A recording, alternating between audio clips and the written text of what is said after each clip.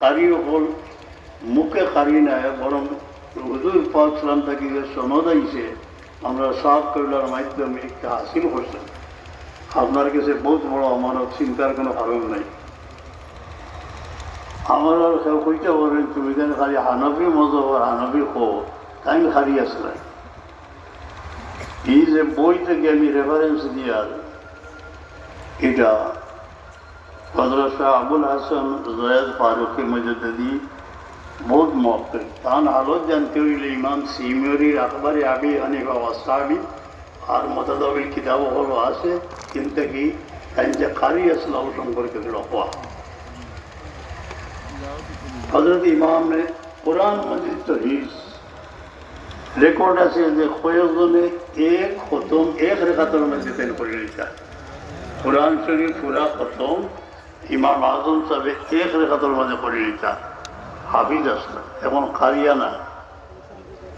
अल्लामा शामी उक़ूदुल जमाल में लिखा है कि कोई तरीक़ों से साबित है बहुत तुरुक़े ये खबर है इमाम अबू हनीफा ने क़िरात इमाम आसिम इब्न अबी नजूद से पढ़ी है। इमाम आसिम और से क़िरात परसों जो कि फ़न क़िरात के 7 इमाम में से है 7 इमामों मध्य एकदम अपना खाली साहब 7 इमामों नाम मुखस्त আছে এর মাঝে আসিম যে তার গেছটা কি ইমাম সাতবিও এটা সম্পর্কে বিস্তারিত বয়ান করছেন। তাই সনদরা কারি আসলা হাফিজও আসলা দুশ্মনা হলে যে কোনো জিনিসও তার উপরে একটা ব্লেম তুলবার লাগিয়া নিসবত করে দিয়েছেন ও খিরাত ইন্নামা ইয়াখশাল্লাহু হইয়া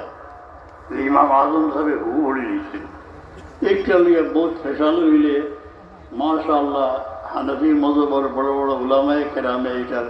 জবাব দিয়েছেন যে নিসবত বিলকুল ভুল। হাসিলে কালাম এখন মধ্যে যা আলোচনা করলাম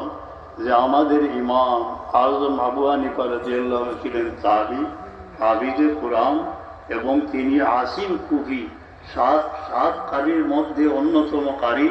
আর নিকট থেকে সনদে কুরআন হাসিল করেছিলেন।